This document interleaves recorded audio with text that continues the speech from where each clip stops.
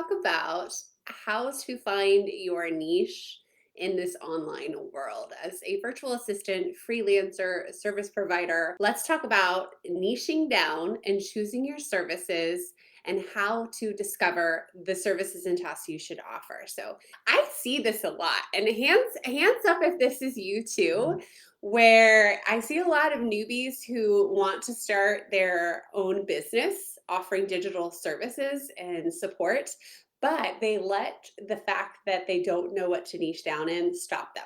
I see a lot of new VAs and not a lot of new freelancers and service pros saying, I'm still trying to figure out my niche. And so I want to talk through that with you guys today. And here's the thing, I've been working as a freelancer for 12 years now. I've taken a couple freelance projects when I had a full time job. And about 12 years ago, right when my son was born, I said yes to a freelance client, not really thinking about like the long term game and where that would lead me.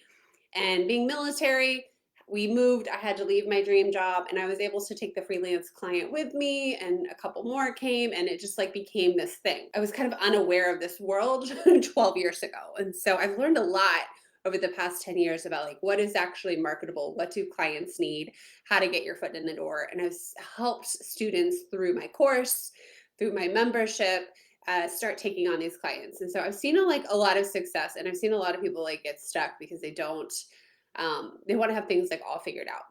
So this is one of our top questions. So if you have a niche, put in the comments like what your niche is. If you already know, I would love to hear it. If you're still trying to decide, let me know too, because that's okay. I think that this journey, and I know from my own experience, this journey is ever evolving. We don't always know where it's going to take us. And there's so many options, and the end game could be different for every single one of you. Success for somebody could be getting hired full time on a seven-figure team. Success for someone else could be working 4 hours a day. Success for someone else could be a booked out full 40-hour work week, replacing a full time income. Success for someone else could be doing like a day rate or two a week, and that's it, right? A success could be growing a micro agency and an agency and outsourcing some of the work and scaling a business that way. For some of us, we just want a little bit of work now, and we don't really know where it's going to take us. And there's nothing wrong with that, too. That was me for years, like kind of unaware of where things would take me, right? So, and I've kind of had a little piece of the pie in all of it. I was working on the seven-figure business owners team, had a choice to do full time with her and decided not to. I was doing the agency. I've had my hand in that pot there. And I've done a lot of just like client work, a mix of retainer clients, a mix of day rates, a mix of projects and, custom projects and those type of like, pricing models that go with that. So like I've been around the block. Talking about your niche, it really comes down to you. And I don't want it to hold you back, because I think the most valuable thing you can do is jump in and say yes to the work and gain that experience that gives you clarity. That experience of doing different tasks is going to give you confidence, competence, and most importantly, clarity on what to niche down. And you hear a lot of times that the riches are in the niches. And I agree with that. But that's after you've cultivated experience. That's after you are becoming a pro at what you do. And you don't get there until you get that practice. So, what I teach my students inside my digital media VA crash course is to say yes to clients who want a plethora of tasks done, and being kind of their right hand wingman or woman and getting things done and gaining the clarity through that process. Now, some of you are in a special place, and I want to talk about that too, because you're coming to the table with experiences that translate just a little bit quicker into the online space. And even if you don't have a degree in marketing, you can still find this work and be successful without the university backing you. But you can have a little bit of head start if you've had that prior work experience. So for me, I came from the PR world. So I still needed to brush up in how the online world was done. What is an online media kit? What do, brand collaborations look like online, as opposed to just like getting, media ops in person, or, building relationships in person with your local media. And so things were like a little bit different, and I still had to transition. I was talking to one of my very successful students who came from corporate marketing, and she told me that my course was essential in her learning the online marketing formula that she was missing out on. So then she could take this marketing experience, add it with the online stuff, and then she was able to take off with her service providing business. So it's not just like a shoe in for everyone, but some of us are at an advantage. So the first thing when you're thinking about your niche is I want you to think about your natural talents. Have you taken any of those personality tests and gained clarity and been like, yes, that is me? Like, what comes natural to you? For me, I was always loved writing. When I was in sixth grade, I would write a family newspaper and like distribute it and send one to my grandma, and I would format it on not a doc, Microsoft Word, and I would fiddle with the columns, and I was doing layout and design when I was like in fifth and sixth grade. So that tells me a lot, right? I was always interested in that kind of like media, electronic media and whatnot. So your natural talents, not everybody has those, right? Like what you can do is so much value, it provides so much value to clients based on like just what you're good at and what comes easily to you. And you tend to have a little bit more job satisfaction when it comes down to your natural talents, right? I don't know. I'm not saying we're lazy here, but it comes easier to us, right? So think about like what you are really good at. Like think about what people say to you. Oh, Natasha, you're really good with, customer service. Or like maybe when you were working in Starbucks, like you would really good rapport with people. Like think about those things that people complimented. What did you earn higher marks in? What did you do as a hobby? Like that's a lot of insight there, like what comes natural to you. But this could come from friends, colleagues, clients, bosses. I don't know, even your mom, guys, even your mom and your sister and your best friend, they're going to see this in you. And if you chat with them, they're going to know something positive about you that we can take and translate into this online world. So it can be qualities that are supportive and empathetic. It could be qualities that are like leadership, right? Critical thinking, problem solving, like that type of stuff is going to give you insight. So you can make a list of your natural gifts and own it. And knowing what your gifts are is going to help you when you have those days when you're dealing with self-doubt, imposter syndrome, like wondering if it's all worth it. I mean, it happens to all of us. Another thing you can do is go back through your past job experiences and make a list of your accomplishments, like things that you achieved that you were good at. You've probably done some really big things for your past work, your past bosses, your employers, your nonprofits, your office, wherever you work, and think about like what did you bring to the table, right? I think there's a lot of moments where we step up with ideas or to do the work, and like that's big. That's telltale right there. Like what did you add extra? And make a list of those things. Like what did you accomplish? Maybe it wasn't necessarily an award, but maybe it was something that changed, challenged, and benefited your work environment. Okay. And it could be free stuff you did. It could be a volunteer situation. Like maybe you got the toy drive or the school homeroom organized and on a schedule. That right there is a gift that easily translates into the online space. It can be in terms of like how did you save somebody money? Like that's really good. So go back and think about that. Think about like trends and themes there about like what you were able to do in your past office. I got a funny story for you. In my 20s, I worked as a audiovisual specialist, and I was working for the government, and I got to run conferences. And I was in my 20s working with a lot of 60-year-old German men, and I was the team leader. Okay. And it's not because I'm sure like my, 100% it was my people skills. My ability to lead a team, be charismatic, communicate, be the face of a team, which was no offense, like I have some German ancestry, but some sourpuss old men, right? They were very crotchety and stuck in their ways. So they had me as the middleman to work with the teams where the generals were, to work with the facility, the hotel, and the conference staff, and to be the go-between between our workplace. So like that itself was not something just they could put any, they couldn't do that with Klaus. you know, that was the gift. And at the time, you know, I saw it. It was clear as day why I was in that job, and I wasn't like the best and the fastest video editor. I knew a lot of my equipment, but I'm not like the strongest one out there, and carrying everything. And like sure as heck help unload that truck and did work and drove the big huge van around like Munich, but um, like that was just like an obvious insight to something I was able to add to the table to my team. Okay. And then there's this fourth area that's really big. You hear Michael Hyatt talking about it. I just finished the book, The Big Leap, that's really popular right now with entrepreneurs. And they talk about like your zones of genius. This is big. Raise your hand if you've heard about your zones of genius.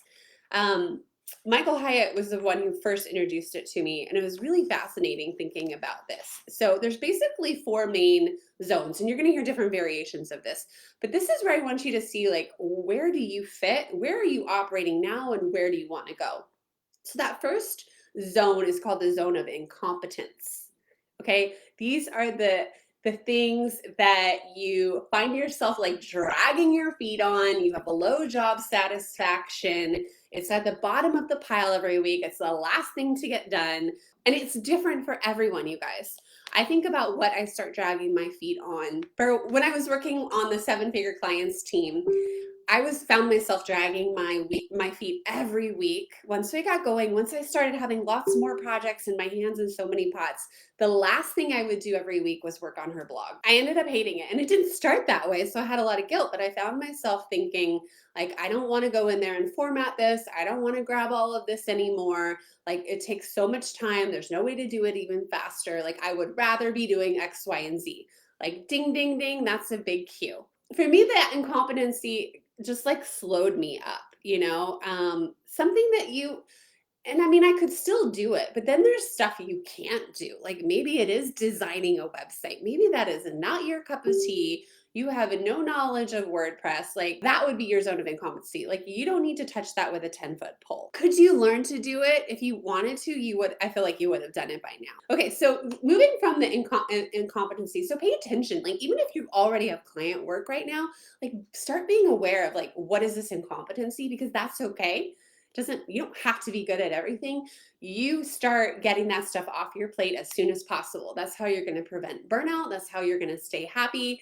That's how you are going to be a better contractor, better employee, whatever you are for your client. Like you are going to get that stuff off your plate that you don't want to do. For my seven-figure client, we got blogging off my plate. We're like, look, I'm just like no longer my thing anymore. Let's hand that off. Okay.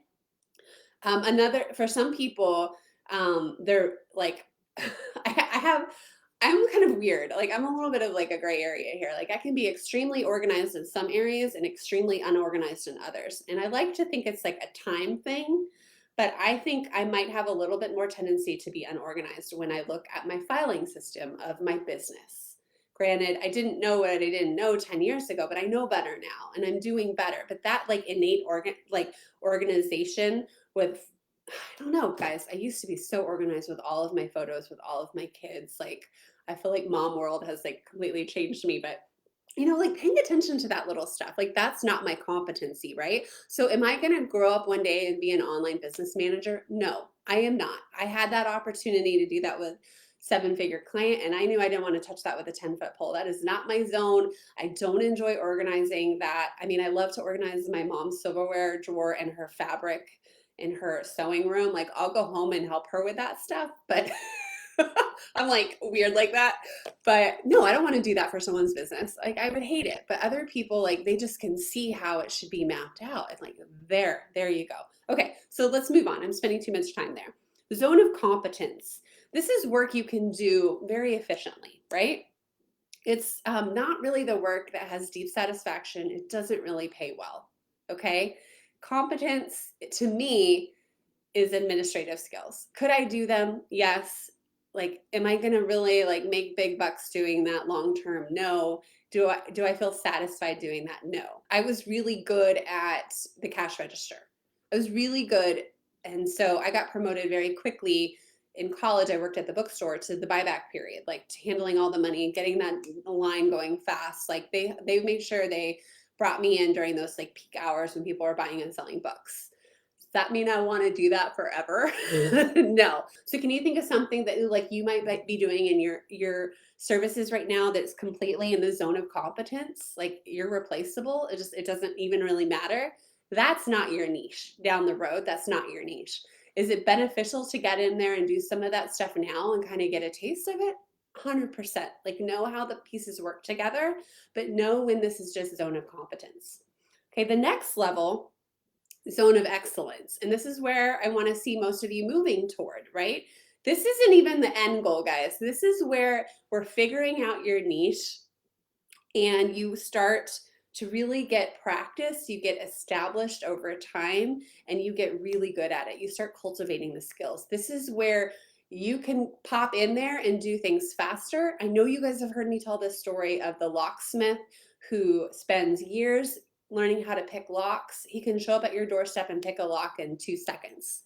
That's because he's like really cultivated that skill and the ability to do that. Like he is good at it. It's not necessarily equating time for money, but it's that learned over time ability to get the job done. So a lot of people, it's really comfortable to stay in your zone of excellence, right? So there's a level above this, which I'll talk about in a second, but like knowing like what is your zone of excellence is like the best starting place for figuring out your niche. And I'll tell you why. Because when you get out of the zone of excellence, where a lot of people stay safe, you get into the zone of pure genius. That's where you start charging more. That's when you start having day rates. That's when you are completely booked out and you can charge. It's super profitable. It's super marketable. Nobody can do it like you. You've got this thing down. So it's like the locksmith who only does certain kind of safes and banks. I don't know. That's like a terrible example, but you get me here, right? It's taking that zone of excellence to the next level where other people aren't going. That's where you were meant to be. You have to work, you have to get that clarity to work up to that. You don't know that when you just start your online business, when you start doing digital marketing services or administrative services. How are you to know that until you get plenty of time in that zone of excellence? So having the awareness of these 4 stages, I think, is crucial to figuring out your niche. So from the zone of genius, that's when you start really knowing exactly who you work for and what you do. And in the case of this online world, that's clients, that's services, that's industry, that's your niche. Okay. So I'm giving you permission to operate in that third level, which is zone of excellence, and get the experience you need to then grow up to that next thing. And for that next thing in the online space, you could be inventing something completely new here.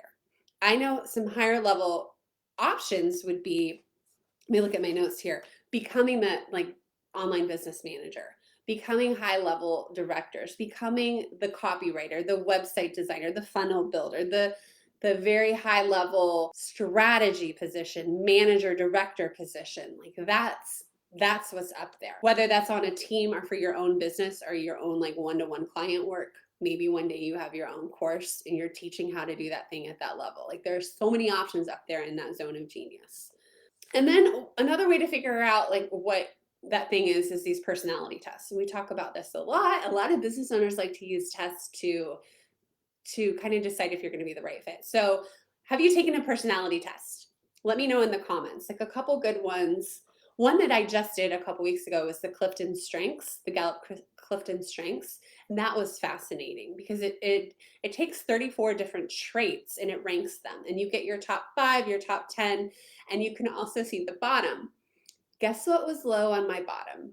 That sounded wrong, but for me, it was discipline. I had very low discipline. Now I know in the online space, like consistency is everything. I know that from working for years with clients. So you will see me posting on Instagram almost every day. You will get an email from me every week because I know that is key. What you don't see me doing and struggling with in my own world is working out. That stuff, guys. Like I am really bad when it comes to routine and discipline. And I'm okay with that because I can get better. But that was just for me. Everybody's different. And it was interesting on my own Clifton strengths.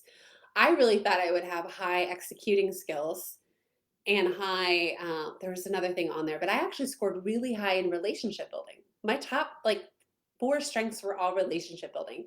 And that just told me like, man, I am doing the right thing for the right people and I'm on the right mission because I'm helping my friends, my fellow moms and military spouses and women find the freedom they crave working from home. Like I am doing the right thing with those skills.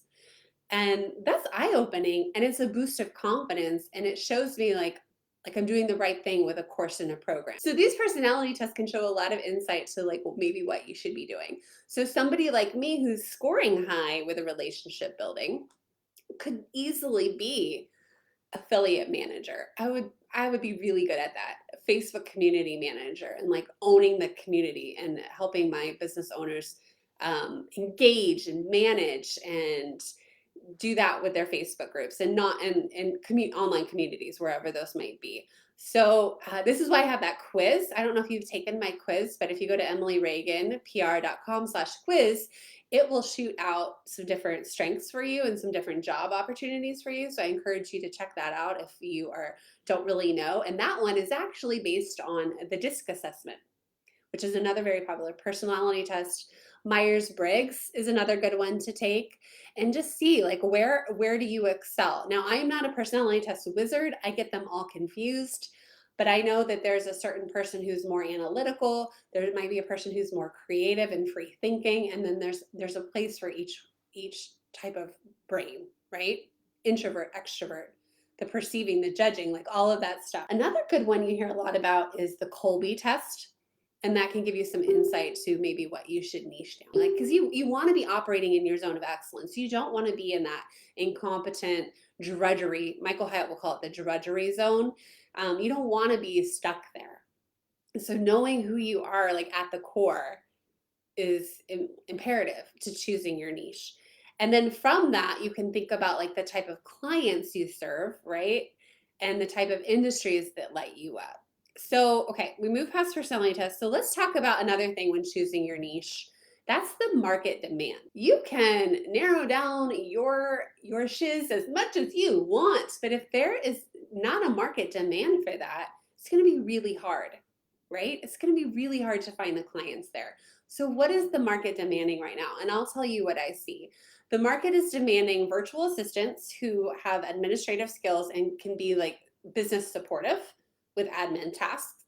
A lot of people are going overseas because they can hire that type of work for $3, $4, $5 an hour, unfortunately. Because I say unfortunately, because to me that is exploiting cheap labor.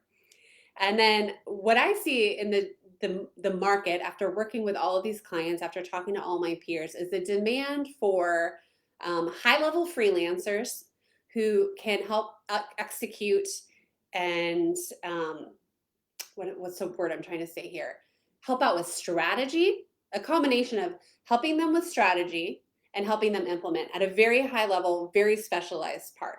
Okay. So what comes to mind clearly, copywriting, website design, like somebody who can come in at like a coder level and make beautiful websites. So when I'm thinking about like top level here, copywriter who just does sales pages. Like that's their thing. Like they've gone from the zone of excellence to the top level genius, which is that thing. Business owners are hiring specialized people to do Facebook ads, manage their Facebook ads, especially if you're like analytical and a little bit creative, that could be an option for you. So we're talking about market demand. What I see, and I will never stop preaching this, even though it goes against the grain, is business owners want somebody who's more than a clock in, clock out type of person. Like they're looking for a right-hand man. And I see this as a very successful way to get your foot in the door and get experience because there are not enough teammates. There's a lot of clock in, clock out virtual assistants operating in an administrative level. There's a lot of high level people. Kudos to them for getting to that level, but sometimes they're unaffordable. There's a missing section, which we're going to call our blue ocean because it's not very competitive for the teammate. And the teammate that has a mix of strategy, knowledge, and implementation skills. The higher demand, the things that I see business owners needing help with, it's not just like inbox support, but they need help showing up in the email every day, email marketing. They need help with their content, their social media, like all of that stuff that's supposed to be happening in the background of their business in order to grow it. Helping them get visible on podcasts and brand collaborations, helping them engage their communities, helping them show up for their students, helping them grow their email list, helping them grow their audience, like all of that is very in demand right now. There's people who will coach on the strategy. So there's tons of DIY programs, coaching programs. There's high level, marketing people you can book consultations with.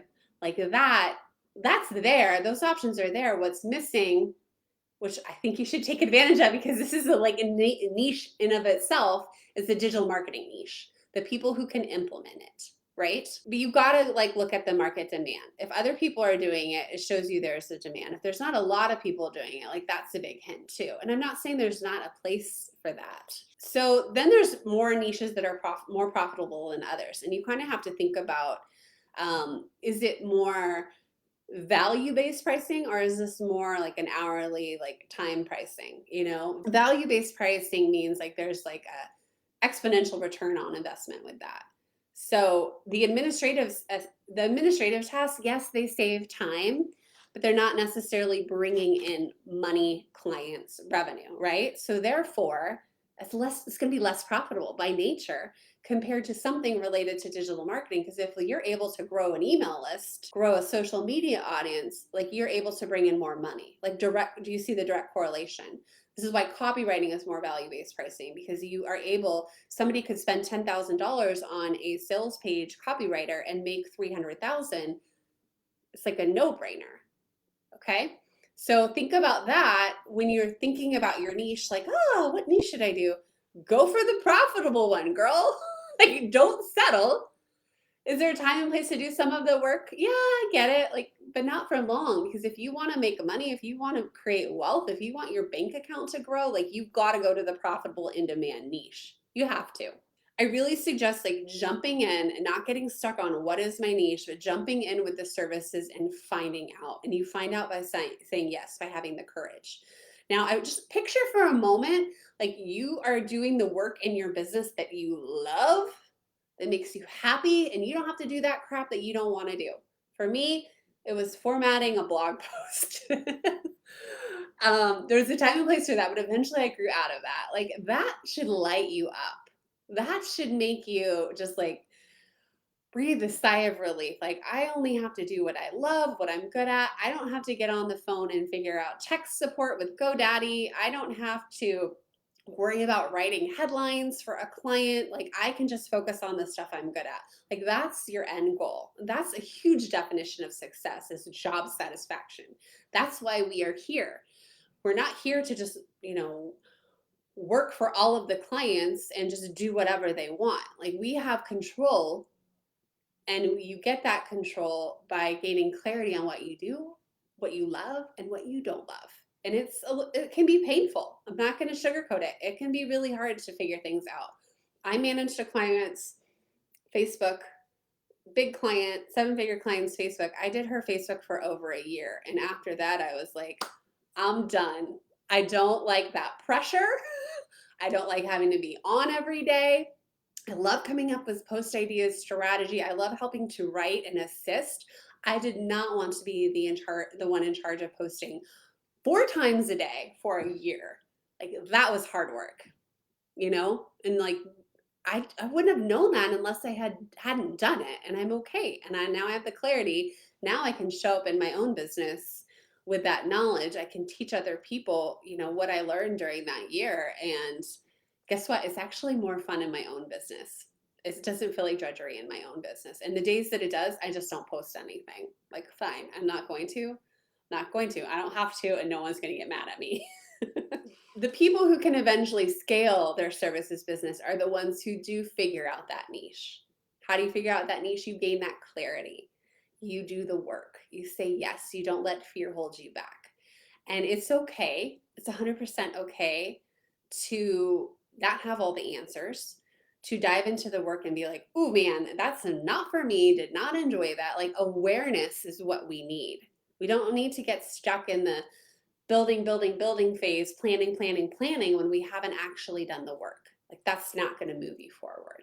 You are going to have to be a little bit uncomfortable and jump in and do it.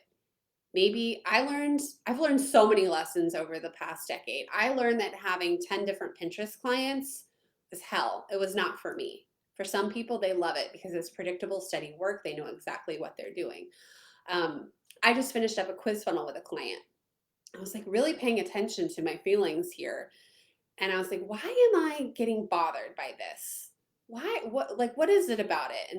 And besides like a deadline and like life, like sick children ruining deadlines and client work, all of that banana stuff.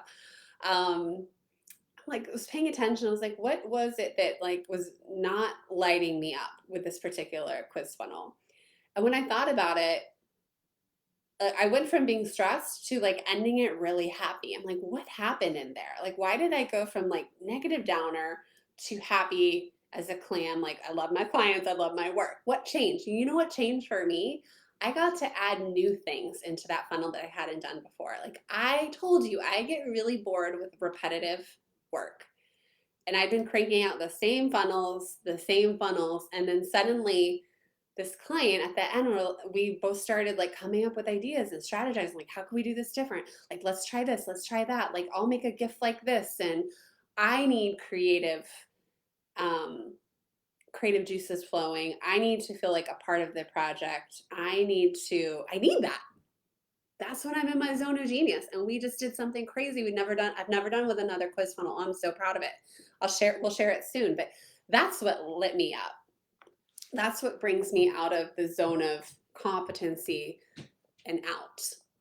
I think I have a kid walking in here. I do have a sick kid still. So pay attention to that. That's going to give you the clarity you need to niche down. And now from there, you are going to find clarity in like the type of clients you like and you work best with. I'm going to give you a little hint here. Brand new baby business owners are difficult to work with. They're hard to work with. They don't always have the money. And when we talk about profitable niches, the type of clients is part of that. Clients who are more established are going to have money and pay better. It's just true. They're going to have more clarity on what they need done. They're looking for that middle ground when I talked about somebody who is more savvy with strategy. They're going to want to hire and work with that person, not like the admin. You know what I mean? I'm so glad you agree with me with some of those tasks. And I'm not knocking that. Like there's a time and a place, right? There's a time and a place for some of that stuff. If you fill up my workday with 8 hours of that, like I will be watching Netflix on my phone probably. You know what I mean? Like I'll be doing anything to distract myself, like making reels or something. So the type of clients can matter when you're niching down.